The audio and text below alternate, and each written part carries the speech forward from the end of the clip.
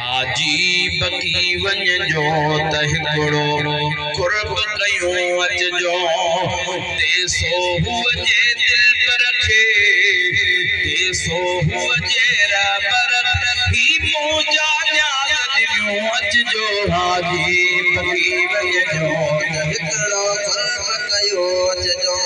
देसो हुअ जे दिल पर खे देसो हुअ जे सोणल खे ही मुंहिंजा न्याज़ ॾिनियूं अचजो हाजी बकी वञ जो त हिकिड़ो कुर्ब कयूं अचजो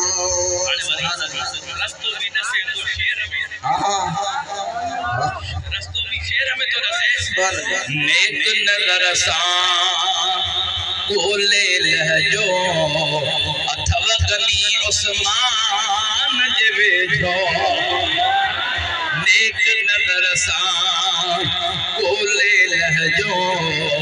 अथव गनी उस्मान जे वेझो जन्नत में घर यार पंजे खे जन्नत में घर यार पंजे यार ॾिनो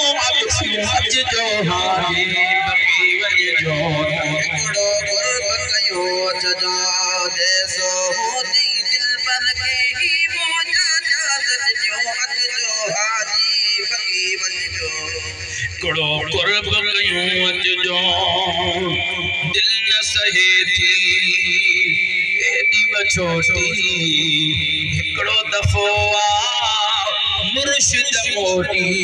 सिंध सजी तोखे याद कंदी दुनिया सजी तोखे याद कंदी ही पीरोई अर्ज़ रखियूं अचजो हाजी बकी वञ जो त हिकिड़ो अचजो हाजी बकी वञ जो त हिकिड़ो कुर्ब कयूं अचजो सोणल तुंहिंजा साहिब ज़ादा ना हिन दीन जे कम खां वेल न मांदा फ़ैज़ उहो ई जारी आहे फ़ैज़ उहो ई जारी आहे ही बि दिल जाए ॾिनियूं अचजो हाजी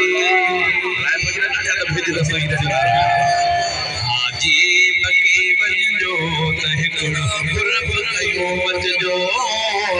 हाजी बकी वञ जो त हिकिड़ो कुर्ब कयूं अचजो देसो हुजे सोणल खे ही मुंहिंजा न्याज़ ॾिनियूं अचजो हाजी बकी वञ जो हिकिड़ो कुर्ब कयूं अचजो छा थो चवे सही तूं न करे जे हमराही अज़मी थे हा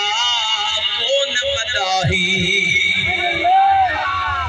अज़मी सिर्फ शायरी कंदो हो सना पानी कोन मुझे मुर्शिद हिकड़े दी बाण को मथी करे हाणे शायरी त करे तो जो पढ़ भी त सही है सुभान अल्लाह लाउड ते जोरी भी आ रही अल्हम्दुलिल्लाह अदा करे वरी बे दफे पाण फरमा अज़मी फकीर में जो कम आ सुभान अल्लाह आखिर आए पाण फरमा हाणे महबूब जी दाढ़ी भी त रख सुभान अल्लाह दाढ़ी भी सुन्नत दे चवे डरे जो पाण चवे सही तू न करे जे हमराए अज़मी थे